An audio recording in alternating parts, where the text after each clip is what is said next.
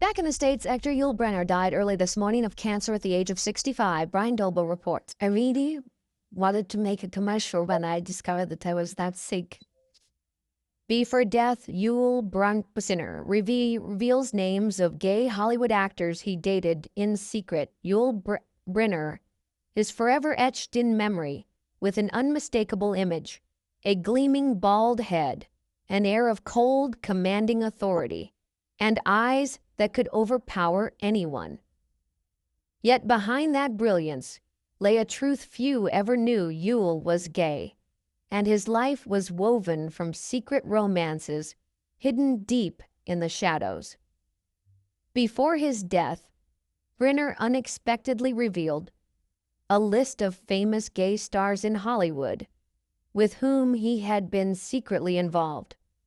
Among them were those who nearly sacrificed their marriages for him, those who turned from soulmate to stranger, and those who abandoned him for ambition, leaving his heart in pieces.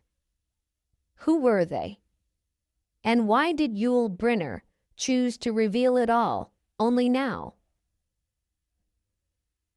Before delving into this list of same-sex relationships, let's rewind to the beginning, to a young immigrant boy who would one day become a dazzling star on stage. In 1920, in Vladivostok of the former Soviet Union, a baby was born with a name unfamiliar to Western ears, Yuli Borisovich Brynner. He was a fusion of cultures, his father Russian with Mongolian heritage and his mother Russian. Tragedy struck early. Russia was in the throes of the 1917 Bolshevik Revolution, turning Vladivostok into a battlefield. Worse was yet to come. One day, Yul's father left with a younger lover. In 1927, his mother carried him across the border to Harbin, China. It was there that Yul first touched the world of art. He learned guitar from street musicians and sang Russian folk songs. At night, he would sneak out to an old theater to watch Chekhov plays. Sitting on the wooden benches, Yul dreamed of a grand stage where he could stand under bright lights and escape his suffocating reality. In 1933, war broke out again. Yul and his mother left everything behind once more, this time boarding a train to Paris, the city of light. Paris in the 1930s was a whirlwind of intoxicating chaos. In Montmartre, the Russian émigré community turned cafes into homes. Yul was quickly drawn into this world where Atlantic jazz blended with the hoarse laughter of smoky bars. Here, Yul began a new chapter. He joined the Cirque d'Hiver, swinging high on the trapeze, soaring through neon light under the pounding drums and cheers of thousands. Then in 1937, at just 17, disaster struck. In a moment's slip, Yul plummeted from a deadly height to the circus floor. The sickening crack of bones filled the air, followed by gasps from the crowd. When he awoke in a hospital bed, his legs were in casts, his back aching in agony. For nearly a year, 4 cold white walls became his entire world.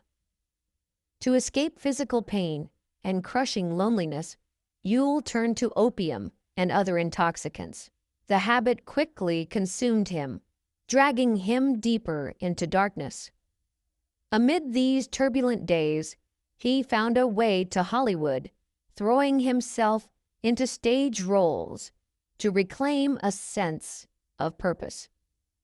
Along the way, he experienced passionate yet heartbreaking love affairs with some of the biggest stars of his time.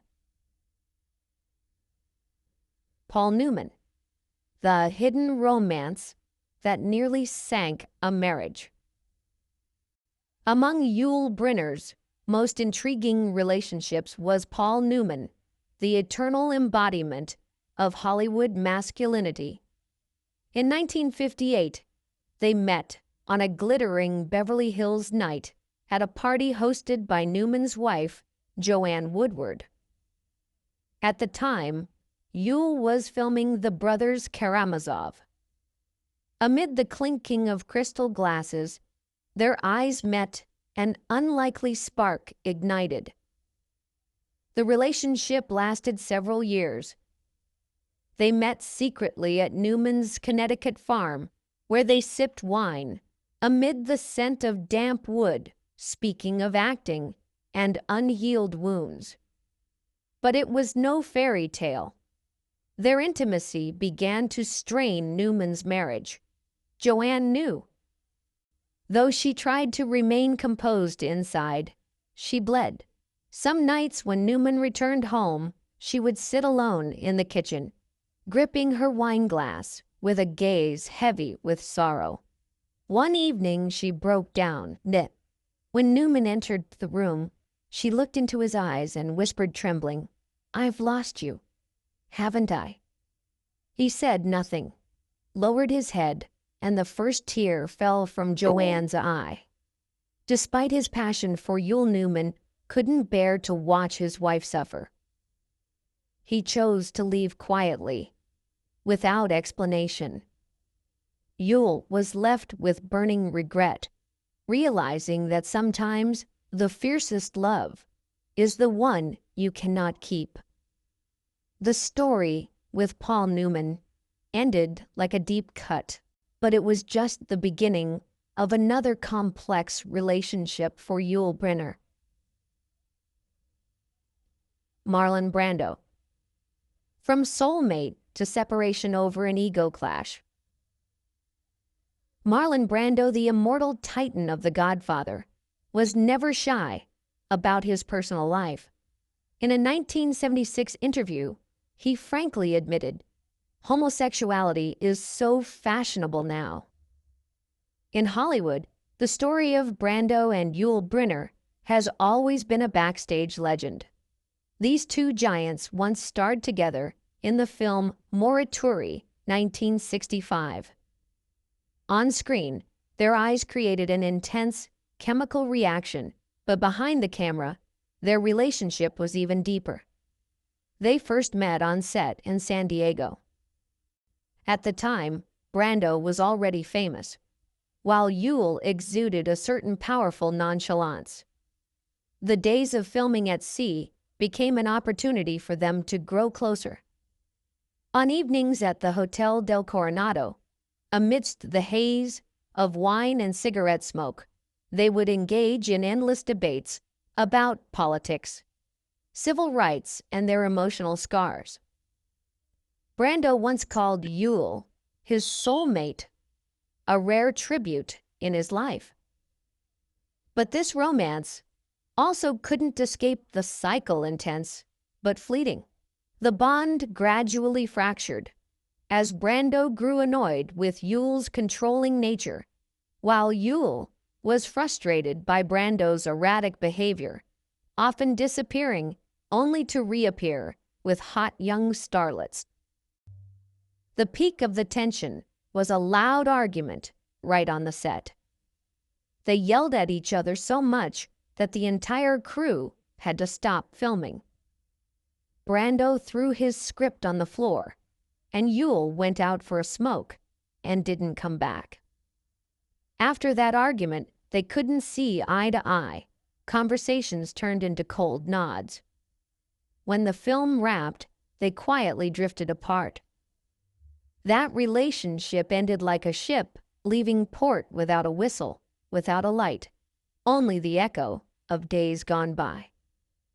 If Marlon Brando left Yul Brynner with a challenging void, another person swept him into a life of addiction and haunting nightmares that lasted a lifetime. Jean Cocteau, a tragic first love with addiction and jealousy. During his years in Paris, in the heart of the Pigalle district, where secret opium dens were located, Yul Brynner entered a mesmerizing world. It was a place where bohemian